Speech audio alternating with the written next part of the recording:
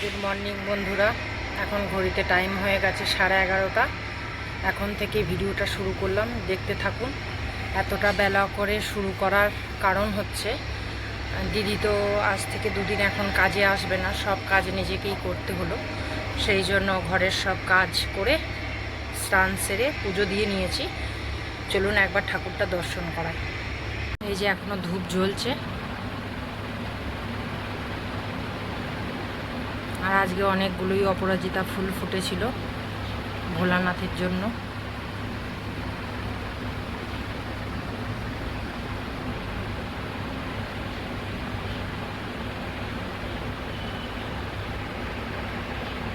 পুজো সেরে বিছানাপত্র সব তো গোছানোই ছিল আগে, তো বিছানাটা ঝাড়া ছিল না, শুধু বাসি বিছানাটা তুলে চলে গেছিলাম। দিয়ে এখন চাদরটাকে ঝেড়ে বালিশগুলোকে ঠিক করে রেখেছি। এখন শুধু ঘরটা ঝাড় দেবো একটু, মানে ঘর মোছা হয়েছিল কিন্তু তারপরেও ঝাড়ার পরে তো একটু ধুলো থাকে, ডাস্ট থাকে হালকা, সেই ঝাঁটটা দিয়ে নেব। দিয়ে নিয়ে ভাবছি আজকে রান্না কিছু করব না, যেহেতু আমার হাজব্যান্ড সকালেই বেরিয়ে গেছে, আজকে আসবে না। আস্তে আস্তে 7:30-8টা বাজবে, দুপুরে খাবে না। আর ছেলেরা তো টিফিন করে দিয়েছিলাম, স্কুলে চলে গেছে। আমার টিফিন হয়ে গেছে, আমি পুজো দিয়ে টিফিন করে ভিডিও অন করলাম। আর ভাবছি দুপুরবেলায় সেদ্ধ ভাত কি ডাল সেদ্ধ ভাত এরকম কিছু একটা করে নেবো, যেহেতু বড়ো ছেলে ডায়েট করছে, বড়ো ছেলেও খাবে না, এবার ছোটো ছেলে আর আমি। আর আমি ভাবছি একটু আলু সেদ্ধ আর ভাত করে দেবো। তো রান্নাঘরটাও ক্লিন করে নিয়েছি, চলুন একবার দেখিয়ে নিই। টিফিন বানানোর পর আর আমিও একটা রুটি করেছিলাম, আমি আজকে একটা রুটিই খেয়েছি। এই যে সকালে ছেলেদের লুচি করে দিয়েছিলাম, ওই জন্য কড়াইটা এরকম সাদাই রয়েছে। দেখি যদি দুপুরে আলু টালু কিছু ভাজি, সেই জন্য রেখে দিয়েছি, পরিষ্কার করিনি। আর এইগুলো সব বাসন ছিল, সকালে তো মেজে তাকে সাজানো হয়ে গেছে, র্যাকে সাজানো হয়ে গেছে। আর এই কটা ছিল, এগুলো সব মাজলাম, মানে কড়াইটা ছিল না, শুধু এইখানের বাসন কটা ছিল, এগুলো এখন ক্লিন করলাম। আর এই যে দেখিতে অন্ধকার, এই যে সিঙ্কটাও পরিষ্কার করে নিয়েছি। আর এই যে লুচি করে দিয়েছিলাম বলে বেলুন চাটে তেল ছিল বলে এটা ধুয়ে দিয়েছি, যে সব পরিষ্কারই রয়েছে। বাসন কটা একটু শুকাক, জলটা ঝরুক, এই খাটটাও আর একবার মুছে নেব। তা একদম পরিষ্কার টিপটপ। আর বিছানাটা একবার দেখাই, এই যে বিছানাটাও পরিষ্কার করা হয়ে গেছে।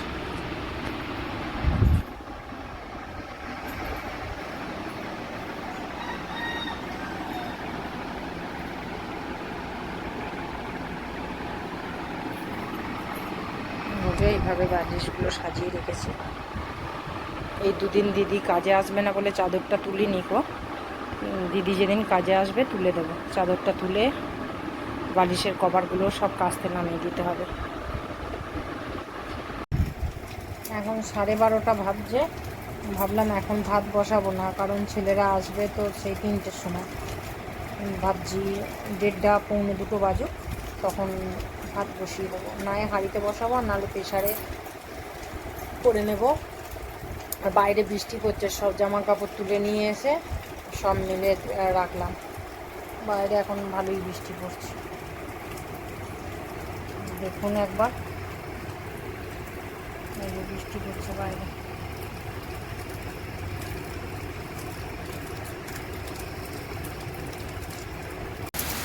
দেখছেন কেমন বৃষ্টি হচ্ছে।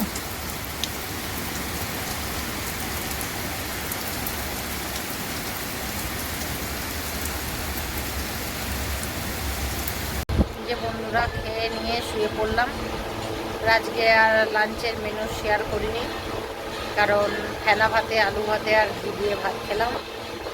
আজকে একটু ফাঁকিতেই কাটালাম, যেহেতু হাজব্যান্ড নেই, ওই জন্য রান্নাও করলাম না, রাত্রেবেলায় করব।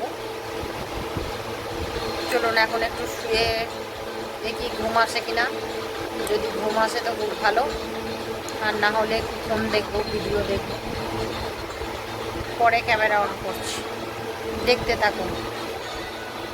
শুভ সন্ধ্যা বন্ধুরা। এই যে জামা চেঞ্জ করে হাত মুখ ধুয়ে ঠাকুরটাকে সন্ধে দিয়ে নিলাম। দিয়েই সন্ধে দিয়ে বসে রয়েছি। ভাবলাম ক্যামেরাটা একটু এবার অন করি, অনেকক্ষণ অন করা হয়নি। আর আজকের ভিডিও ভালো হচ্ছে না সে বুঝতেই পেরেছি, কোনো কাজ কর্ম শেয়ার করিনি, শুধু সারাদিন বসে আর শুয়ে কাটালাম। ফাঁকিবাজি দিন আজকে। এই যে বাইরের ওয়েদারটা ঠিক এইরকম, এই যে বাইরের ওয়েদারটা।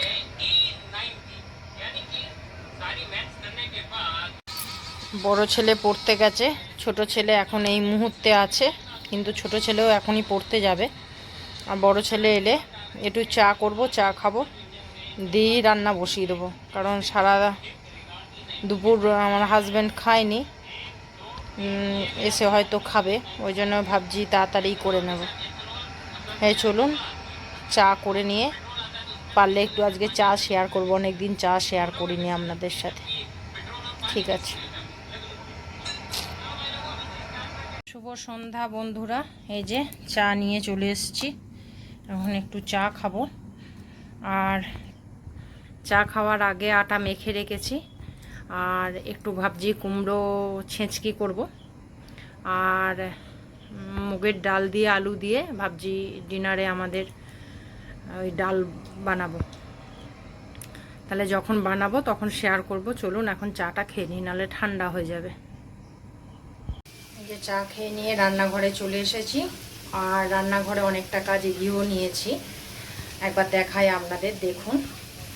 এই যে এখানে কুমড়ো ছেঁচকিটা বসিয়ে দিয়েছি। অ্যাকচুয়ালি এটা কুমড়ো ছেঁচকি বলতে পারেন বা ভাজাও বলতে পারেন। আমি একটু পেঁয়াজ, কালো জিরে, কাঁচা লঙ্কা দিয়ে ভাজি, আর পেঁয়াজগুলো তেলের মধ্যে দিয়ে ভেজে আগে পেঁয়াজ দিয়ে তারপর কুমড়ো দিতে পারেন, বা কাঁচা পেঁয়াজও দিতে পারেন। আমার হাজব্যান্ড এইটাই, কাঁচা পেঁয়াজটাই ভালো খায়, সেই জন্য আমি এইভাবেই করলাম। আর এই যে এখানে জল দিয়ে রেখেছি, আর এই যে শুকনো খোলায় ডালটা ভেজে এই যে জল দিয়ে ভিজিয়ে রেখেছি, কারণ ডালের নোংরাটা চলে যাবে। আমি এইভাবেই ডাল করি সবসময়, না ধুয়ে করি না। আর এখানে এই ডালের মধ্যে আলু দেবো, ওই জন্য আলু কাটছি। আর এই যে দেখায় এখানে এই যে আটাটাও মাখা হয়ে গেছে, রুটি করব। তাহলে চলুন ডালটা বসাই, তারপরে আবার আসছি। এটা হয়েই গেছে, এটা জাস্ট আর একটু ভাজা করে নামিয়ে দেবো। যে কুমড়োগুলো দেখতে পাচ্ছেন সব সেদ্ধ হয়ে গেছে, এই যে খুন্তির ডগে কেটে যাচ্ছে। ডালটা বসিয়ে নিই, তারপরে আসছি। এই যে আমি রান্নাটা কমপ্লিট করে ফেলেছি, একবার দেখাই। রুটিটা শুধু করা বাকি আছে, কারণ রুটিটা এখন করব আর ভিডিওটা শেষ করব, ওই জন্যই দেখাতে এলাম। দেখুন এই যে ডালটা হয়ে গেছে,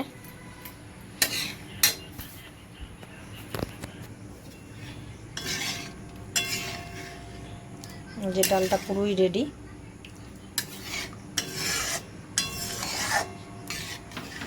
আর এইখানে এই যে কুমড়ো ভাজাটাও রেডি।